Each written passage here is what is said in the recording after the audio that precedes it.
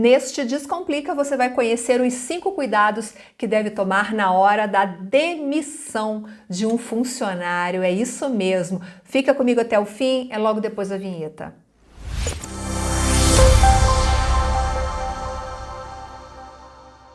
Olá, eu sou Viviane Massi e você está no canal da Farma Contábil no YouTube. Este é o Descomplica Farma. De 15 em 15 dias a gente traz um conteúdo novo aqui para você. Se você se inscrever gratuitamente e ativar as notificações, você vai ficar sempre em dia com tudo que a gente publica por aqui.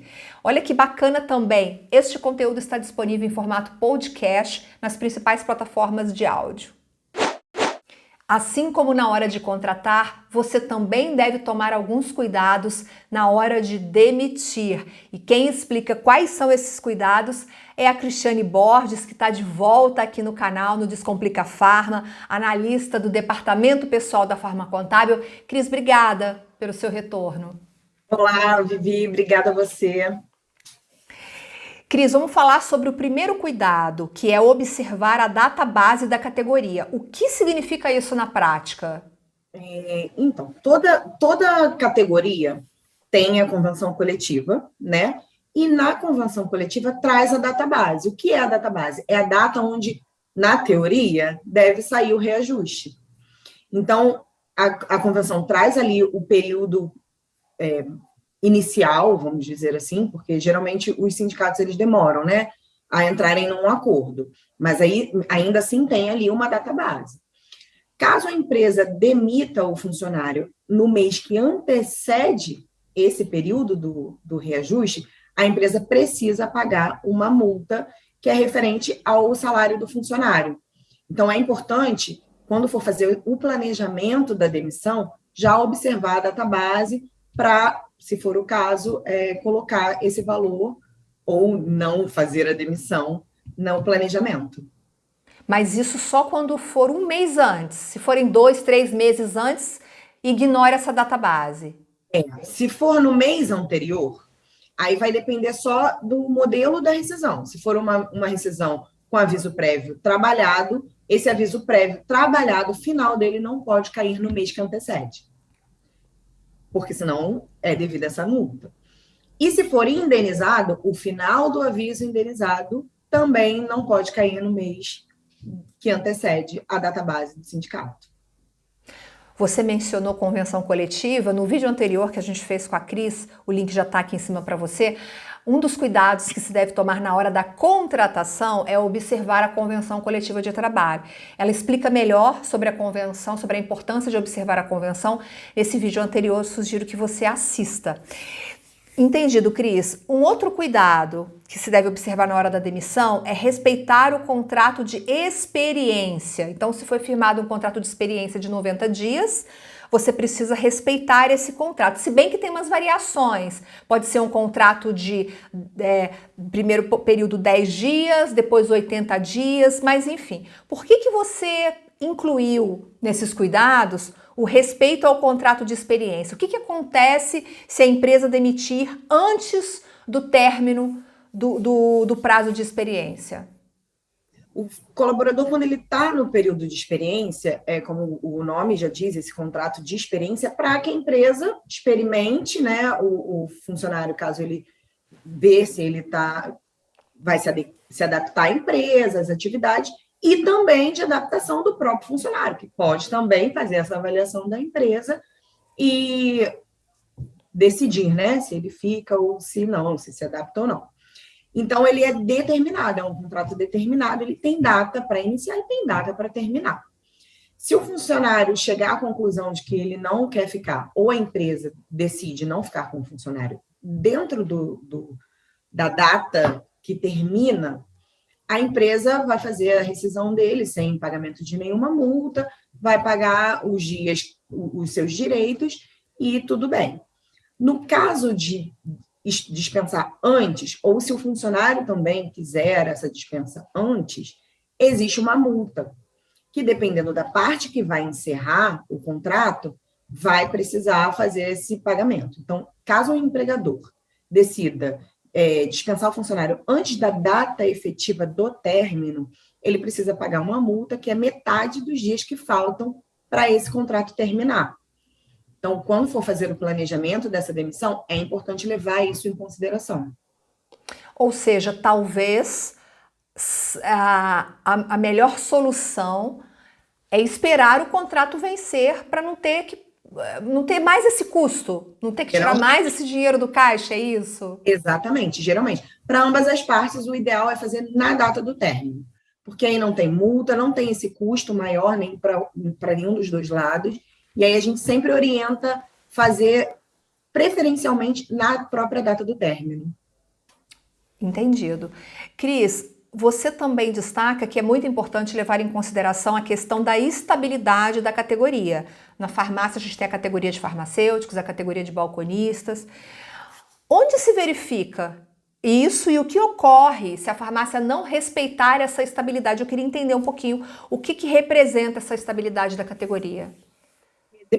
Dependendo da estabilidade, existem alguns tipos, né, de estabilidade. Atualmente, tem a estabilidade da gestante, né, que tem a estabilidade do dia em que se confirmou a gestação até o 5º dia, até o 5º mês do nascimento, né, do parto.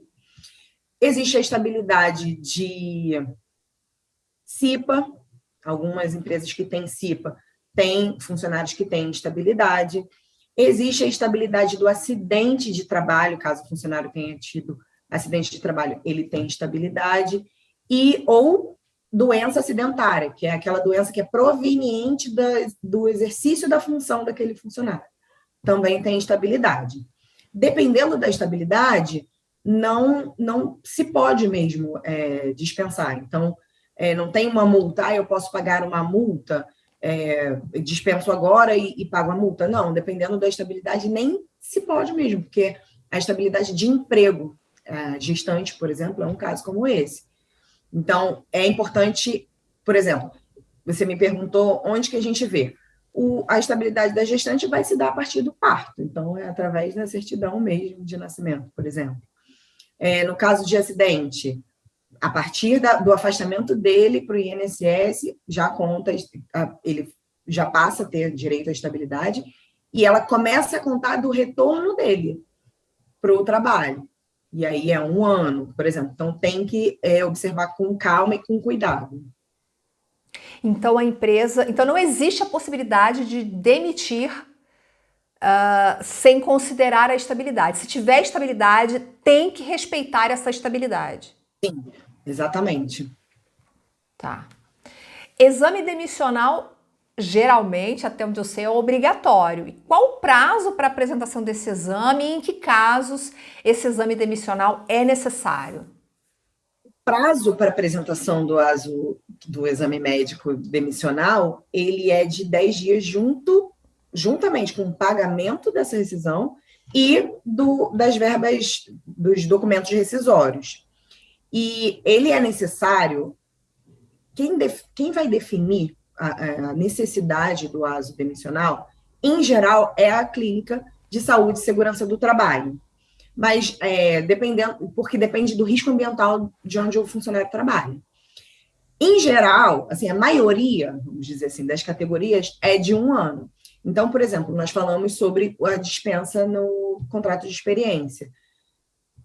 Geralmente 3 meses. Então, nesse caso, não é necessário o exame médico demissional para a maioria das categorias. Lembrando sempre que quem vai determinar é a clínica de segurança do trabalho, porque depende do risco. Mas, em geral, não precisa. A partir daí, já é sempre interessante consultar a sua clínica de saúde e segurança do trabalho. Você falou 10 dias. 10 dias a partir da data da demissão, o funcionário tem 10 dias para apresentar esse exame demissional, é isso? Da demissão, desculpa.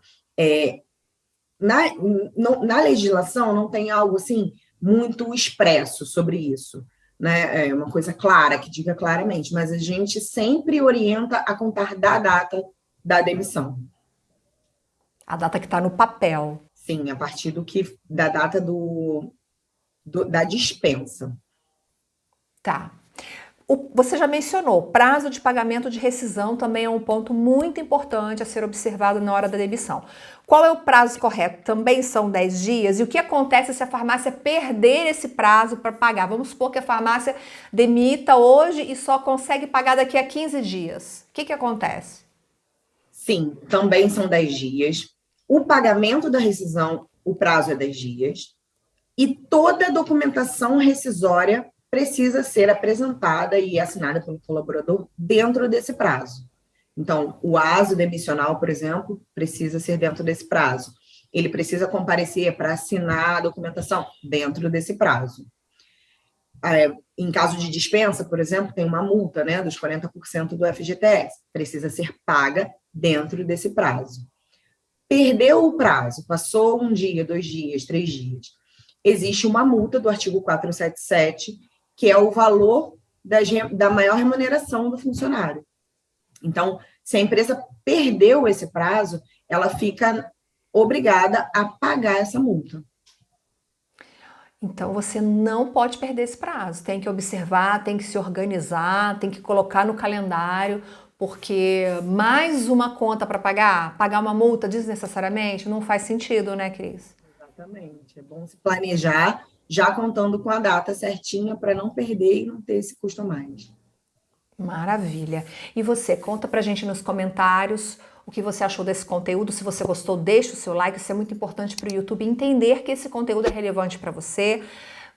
Comente, coloque aqui o que você tem de dúvida. Se você tem alguma dúvida na hora de demitir o seu funcionário, pode perguntar aqui que a gente vai responder com a ajuda da Cristiane. E encaminhe esse vídeo também, compartilhe nos seus grupos de WhatsApp, isso também é muito importante. Cris, muito obrigada, foi ótimo fazer esses 2 programas contigo. Obrigada a você, Vivi. Muito obrigada mesmo pelo convite, viu? Gostei muito de fazer parte mesmo desse projeto. Obrigada. Não, e a gente vai desenvolver outras pautas com a Cristiane sobre departamento pessoal, eu tenho certeza. E se você mandar dúvidas aqui nos comentários, quem sabe as suas dúvidas não geram outros programas, né, Cris? A gente pode, a partir das suas dúvidas, criar outras pautas, outros Descomplicas aqui no YouTube. Muito obrigada pela sua companhia. Eu te vejo no próximo programa. Até lá. Tchau, tchau.